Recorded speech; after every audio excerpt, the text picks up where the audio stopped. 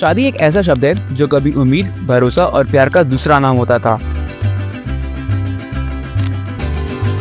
एक ऐसा त्योहार जिसमें दो परिवार की खुशियां जुड़ी होती थी, लेकिन आज यही शब्द लोगों के लिए एक डर, मजाक और सजा बन चुकी है।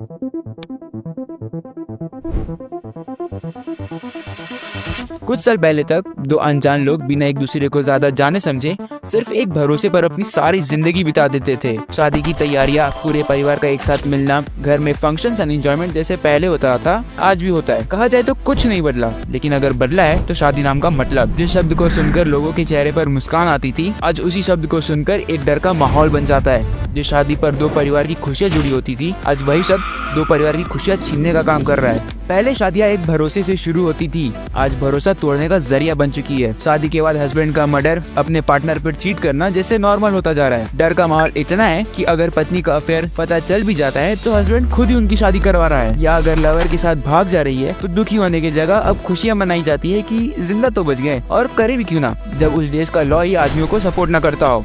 लेकिन एक बड़ा सवाल ये आता है कि क्या ये सारा दोष उन औरतों का ही है, या उन्हें इस नतीजे तक पहुंचाने के लिए कोई और भी जिम्मेदार है। कैसे इन चीजों से बचा जाए और आज के टाइम शादी पर भरोसा करना सही है या गलत, आज के इस वीडियो में हम यही जानने की कोशिश करेंगे।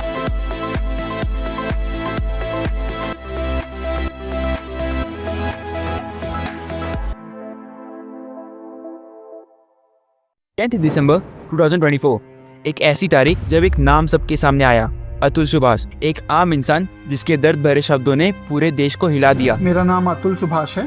मैं आपको बताऊंगा इस वीडियो में कैसे मुझे ये करने पे इंस्टिगेट किया गया है। उसने अपनी पर्सनल स्ट्रगल, अपना मेंटल ब्रेकडाउन और अपने साथ हुई नाइंसाफी को सबके सामने रखा।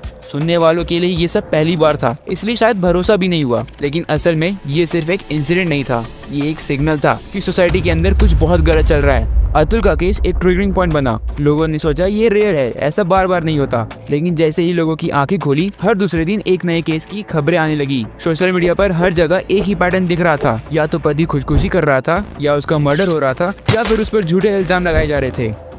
आज इंडिया में शादी सिर्फ एक इमोशनल कमिटमेंट नहीं, एक इमोशनल गैम्बल बन चुकी है, स्पेशली फॉर मेन। याद है एक आदमी दिन रात मेहनत करता है, अपनी बीवी की स्टडीज कंप्लीट करवाता है, मजदूरी करके। साथ तेरे लिए हम हिंदू हैं, सातों जन्म तक साथ रखना चाहते हैं। वो बोलती है हमें नहीं रहना। करियर सपोर्ट देता है, लेकिन बदले में उसे क्या मिलता है?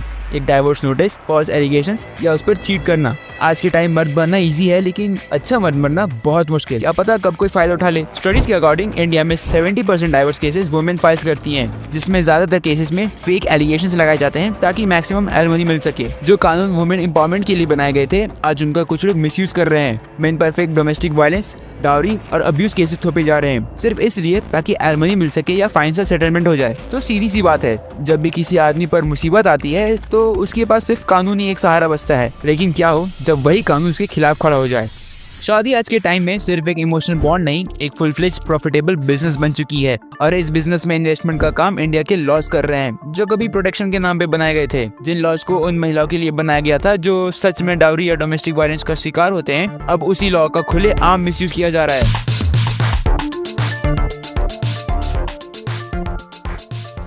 $6,16,300 per month. A single lady for herself.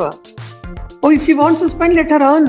लेकिन उन इनोसेंट मर्दों का क्या जिन्हें बिना किसी गुनाह के झूठे एफआईआर में फंसाया जाता है? लॉ में ये तो बता दिया गया है कि दहेज लेना क्राइम है, लेकिन तब क्या जब डाइवोर्स के टाइम एलिमनी डिमांड की जाती है? 20,000 कुछ भी नहीं होता है मेरे लिए। तो अभी फैमिली कोर्ट से जो ऑर्डर मुझे मिला है 1 करोड़, वो सिर्फ मेरे लिए नहीं, मुझे दोनों डॉटर का शादी, जो भी फर्दर उन लोगों का एजुकेशन सब मुझे ही करना पड़ेगा। क्योंकि दहेज देना क्राइम है, लेकिन लड़का हमें सरकारी जॉब वाला ही चाहिए। और ऊपर से आज के कुछ सेल्फ प्रोक्लेम्ड इंडिपेंडेंट वुमेन की डिमांड इतनी हाई है कि क्या ही कहें।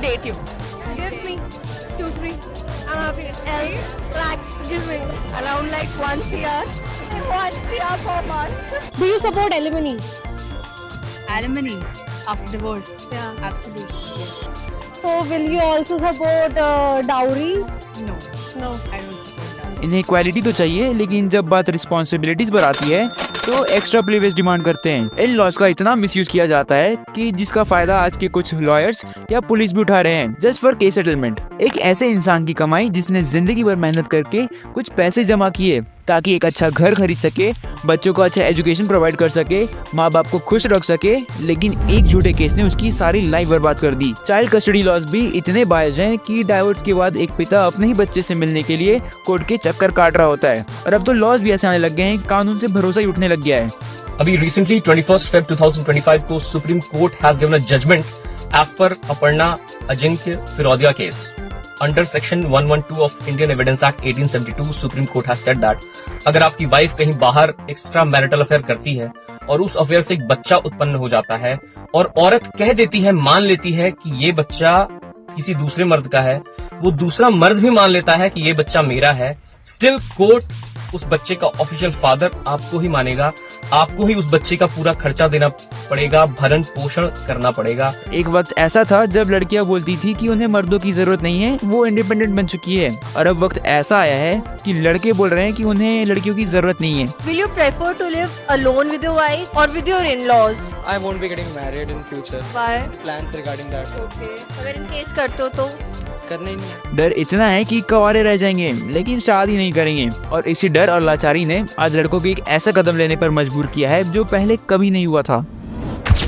आज के टाइम अगर किसी महिला का अफेयर पकड़ा भी जाए तो पति गुस्सा नहीं करता, बल्कि उसके पार्टनर से शादी करवा दे रहा है, सिर्फ इस डर से कि कहीं रिएक्ट किया तो फील्डिंग ना सेट हो जाए। अगर शादी के कुछ दिन बाद बीवी घर से भाग भी गई तो परेशान और समाज में बेइज्जती होगी, ये सोचने की जगह खुशियां मनाई जा रही हैं कि भगवान का भला है, बच तो गए। लेकिन एक बड़ा सवाल ये उठता है कि क्या ज्यादातर इन मामलों में औरतें ही जिम्मेदार होती हैं? शायद नहीं। इस मॉडर्न एरा में जहां एआई से सारे काम करवाए जाते हैं, टेक्नोलॉजी और डेवलप होती जा रही है, उस जमाने में भी लोगों की शादी जबरदस्ती करवाई जाती है। किस लिए? तो समाज में इज्जत बनी रहे, भले अपनी बेटी की खुशियां दब कर रह जाए। और आज भी दहेज का लेन देन चलता आ रहा है, तो लड़के वाले भी सोचते हैं कि पैसा मिल रहा है तो शादी कर लेते हैं, इसमें बुराई क्या है? और इन्हीं कुछ गलत फैसलों की वजह से एक गलत कदम उठ जाता है। अभी हाल ही में मेरे फ्रेंड की बड़ी बहन का एंगेजमेंट फिक्स हुआ है, तो किसी अनजान से शादी हो जाने के डर से उन्होंने भी अपने पेरेंट्स को बता दिया that she love someone. And guess what, ज्यादातर इंडियन पेरेंट्स की तरह ही उनके पेरेंट्स भी मना कर दिए। क्यों? क्योंकि लड़का दूसरे कास्ट का था एंड जिस लड़के को उन्होंने सेलेक्ट किया था वो लॉयर है। सो जैसे इंडिया में रिचुअल है कि अगर लड़का सरकारी जॉब करता है तो भाई दहेज भी दबा कर लेना है एंड देने वाले भी शर्माते नहीं, जैसे कि बार्टर सिस्टम चल रहा हो। So they did the same. Demand में 50 लाख दहेज प्लस सारे जेवर गहने और शादी का सारा खर्चा लड़की वाले उठाएंगे। तो अब उनकी शादी एक ऐसे लड़के से हो रही है जिसके बारे में उन्हें कुछ नहीं पता है। उनके पेरेंट्स की जिंदगी भर की कमाई उनकी शादी में लग रही है एंड नो वन नोज कि लड़का शादी के बाद कैसा रहेगा, और अगर अच्छा भी रहा तो शायद लड़की खुश ना रहे। तो अब मुझे बताइए कि अगर उन्होंने कुछ गलत कदम उठाया तो सारा दोष लड़की का होगा? ये तो एक घर की कहानी थी, लेकिन ऐसे ही हजारों घर हैं जहाँ सेम प्रॉब्लम चलते आ रहा है। तो क्या शादी पर भरोसा ना करें? आज के टाइम जहां हर दूसरे दिन शादी से जुड़ी कोई डांट न्यूज सुनने को मिलती है जिसकी वजह से कई लोग शादी से भरोसा उठाने लगे हैं, तो दूसरी तरफ कुछ ऐसे लोग भी हैं जो शादी का असली मतलब नहीं भूले। शादियों को बिजनेस डील बनने से रोकना होगा, क्योंकि शादी रिश्ते इमोशंस और अंडरस्टैंडिंग से बनते हैं, ना कि प्रॉफिट और स्टेटस पर। Arrange marriage is not a bad choice अगर आप अपने पार्टनर पर फुली ट्रस्ट करते हैं, क्योंकि शादी किसी के कहने पर नहीं बल्कि समझने के बाद होनी चाहिए। किसी भी शादी को जबरदस्ती करवाना सिर्फ 4 लोगों को खुश करने के लिए किसी के जीवन का बिगेस्ट गैम्बल हो सकता है। अगर आप पेरेंट हो तो अपने बच्चों के थॉट जानने की कोशिश करिए, उन्हें समझने की कोशिश करिए। ट्रस्ट एक मेजर फैक्टर प्ले करता है, तो अगर आपके मन में कुछ बात है then try to share it with your partner. Killing a person is not a solution. एक गलत डिसीजन और किसी की फैमिली बिखर सकती है। तो अब बात आती है कि शादी पर भरोसा करें या नहीं। शादी एक रिश्ता नहीं, एक सफर है जहाँ 2 लोग हर दिन नए तरीके से एक दूसरे को समझने की कोशिश करते हैं। शादी सिर्फ 2 लोगों का मिलन नहीं होता है, ये 2 अलग सोच, परिवार और जिंदगी के नजरिए का एक ऐसा सफर होता है जहाँ हर दिन एक नया इम्तिहान होता है। प्यार तभी टिकता है जब ट्रस्ट, समझदारी और एक दूसरे को बेझिझक एक्सेप्ट करने की हिम्मत हो। असलियत ये है कि शादी एक परफेक्ट रिश्ता नहीं बल्कि 2 इम्परफेक्ट लोगों का कमिटमेंट है, जहाँ 2 लोगों के एफर्ट से रिश्ते में रोशनी होती है।